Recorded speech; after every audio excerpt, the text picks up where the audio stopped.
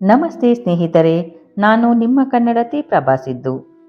ಬದುಕಿ ಬಿಡು ನಿನ್ನಿಷ್ಟದಂತೆ, ಬದುಕಬೇಡ ಯಾರಿಗೂ ಕಷ್ಟವಾಗುವಂತೆ. ಬದುಕಿನಲ್ಲಿ ಬೆಳವಣಿಗೆ ಎಂದರೆ ಬದಲಾವಣೆಗೆ ಹೊಂದಿಕೊಳ್ಳುವುದು. ಬದಲಾವಣೆ ಬದುಕಿನ ನಿಜವಾದ ಅರ್ಥವನ್ನು ನೀಡುತ್ತದೆ. ಬೆಳೆಯುವುದಕ್ಕೆ ಬೇಕಿರುವುದು ಬೇರೆಯವರ ಹೊಗಳಿಕೆಯಲ್ಲ, ನಿಮ್ಮೊಳಗಿನ ಛಲ. ನೀನು ಗುರಿ ತಲುಪಲು ಯಾರೂ ಸಹಾಯ ಮಾಡುವುದಿಲ್ಲ, ಆದರೆ ನೀನು ಗುರಿ ತಲುಪಲೇಬೇಕು ಎಂದು ನಿರ್ಧಾರ ಮಾಡಿಕೊಂಡರೆ ಯಾರ ಸಹಾಯವೂ ಬೇಕಿಲ್ಲ.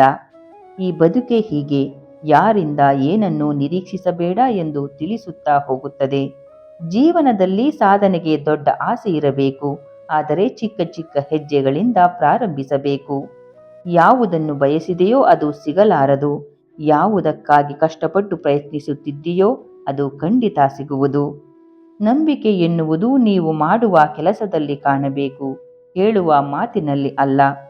ಕಷ್ಟಪಟ್ಟು ದುಡಿಯುವೆ ಎಂದು ಹೊರಟವನ ಮನೆಗೆ ಅದೃಷ್ಟವು ಇಷ್ಟಪಟ್ಟು ಬರುತ್ತದೆ.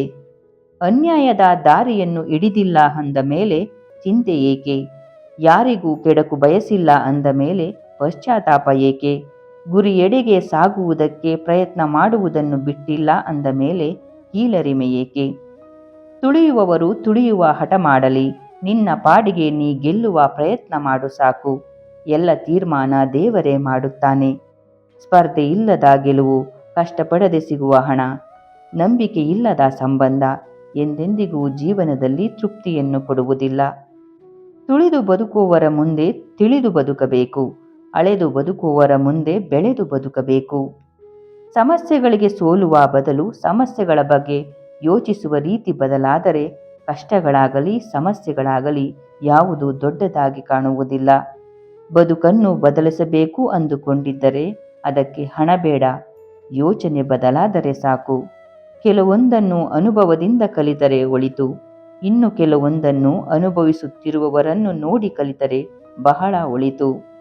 ಛಲವಿಲ್ಲದ ಬದುಕಲ್ಲಿ ಬಲವಿರುವುದಿಲ್ಲ, ಬಲವಿಲ್ಲದ ಬದುಕು ಇದ್ದರೂ ಪ್ರಯೋಜನವಿಲ್ಲ.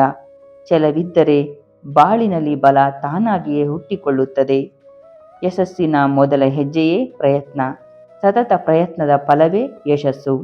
ಆ ಯಶಸ್ಸು ಸಿಗುವವರೆಗೂ ಪ್ರಯತ್ನ ಪಡುತ್ತಲೇ ಇರೋಣ. ಈ ವಿಡಿಯೋ ಇಷ್ಟವಾದಲ್ಲಿ ಲೈಕ್ ಮಾಡಿ, ನನ್ನ ಚಾನಲ್ಗೆ ಸಬ್ಸ್ಕ್ರೈಬ್ ಆಗಿ. ಧನ್ಯವಾದಗಳು ಸ್ನೇಹಿತರೆ.